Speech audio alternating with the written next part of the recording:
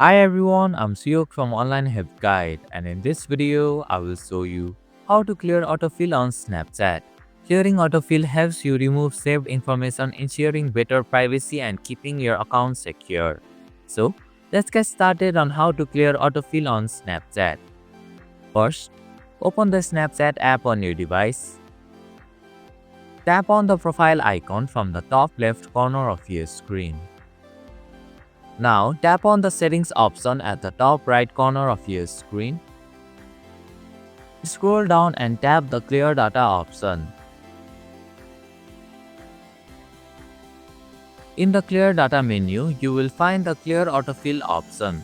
Tap on it. A confirmation message will appear asking if you really want to clear Snapchat autofill. Simply tap on the clear option and confirm your choice. And this is how you can clear autofill on Snapchat.